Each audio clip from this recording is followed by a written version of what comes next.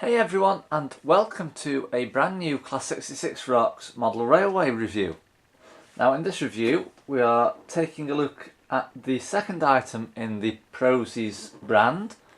So without further ado, let's get on with the review. So today, as we can see, we have the rotating Loco Cradle. Like I say, it is by Prozis. It's item number LB-902, and on the top there you can see it's got the description in other languages as well. It's for N gauge, double T gauge, HO scale, double O gauge and O gauge. So this particular cradle, it allows you to access all areas of your loco with a mechanical loco cradle. It's got an adjustable length mechanism on it, so you can adjust it for the length of whatever loco you're repairing. It holds and rotates your model with ease, and it comes with unique rubber beds, keeping the loco held in the bench without damage. And as you can see again, we've got the description in different languages just underneath as well. And looking at the description, actually I think it's German. As I studied German back in high school, so I recognise some of the wording. So what we'll do, we'll open the box and have a look at the parts that are in it, and then I'll probably put it together in my room. I'll get a loco and I'll just film the cradle with the loco in it. At the moment we're not detailing any locos, so I'm only going to put the loco on, like I say, just for display purposes as part of the review. So also, it's mentioned that it's not suitable for children under 14 years old either. So let's open the box up and have a look what comes in it.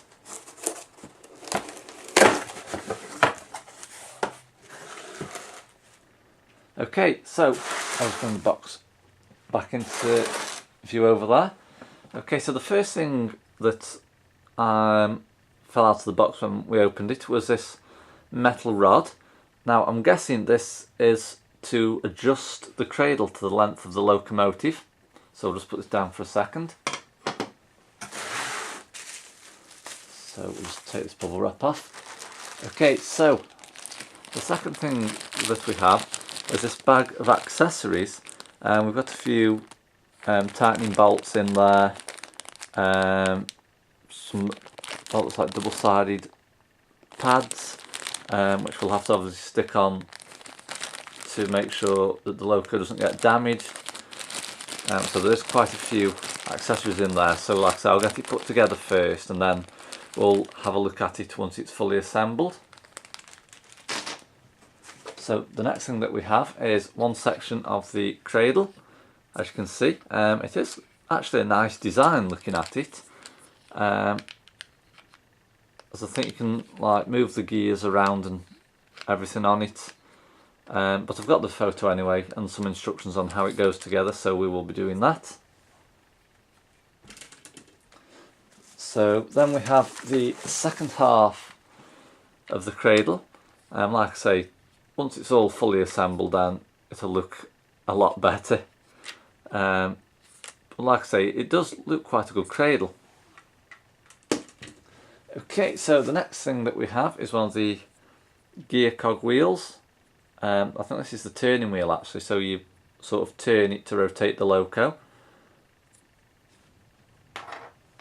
And the last thing that we have in here is the instructions that tell you how to put the cradle together. It also shows you how to position it for the various scales as well, and how to use the fixings. So like I said, after this review we'll be just putting it together and then I'll show you the cradle in action. Okay, so that's everything that comes in the box. So what I'll do now, I'll just pause the video, I'll go away and get this all put together and then I will be straight back. Okay, hey everyone, so I'm back. I've switched recording from my camcorder to my new GoPro Hero 7 Black Edition now, so I hope you can all hear me okay. So as you can see, I've put the cradle together now. It took some doing, I have to say, but we got there in the end. As you can see at the moment, I've got my Hornby Class 67 in DB Schenker livery placed upside down on the cradle. I'm just having that there for display purposes so I can just show you how this particular cradle works. Now, what I'll do, I'll just show you these over here. So these are some of the parts that you get with the cradle. You get these little plastic parts with a double-sided sticky tape on that then have the screw put through them, and that little bolt there is tightened up. So I'm just moving around my room, laying flat just to show you this. So as you can see, underneath here there's one as well. As you can see, probably just see the little bit of black double-sided sticky tape just there. And we also have one on this side here, so the sticky pad sticks to this little plastic piece here, and that keeps like the sides of the loco or the roof from getting damaged. So it's the same both sides. Now these grey sections here, they are actually on a lock. They do move like outwards and inwards, and depending on the length of your locomotive as well. So I've left them unlocked just for a minute because these little black locks here, once I lock these, this prevents these parts from turning any further. So I will show you that in just a second. So down here we've got our little turning handle, as you can see. So I'm just going to turn it slowly so you can see what it actually does. Obviously, like I say, I'm not going to turn it too much because obviously when you're turning these, they obviously turn to a certain angle, and this is enough for the sort of work that we carry out. For if you need to take the chassis away from the body, then you can just use the cradle, unscrew it, and then take the locomotive off while you put a decoder in, etc., and then put it back on so that you can get the chassis fastened back to the body. So what I'm going to do now, so as you can see, I've just showed you in operation there.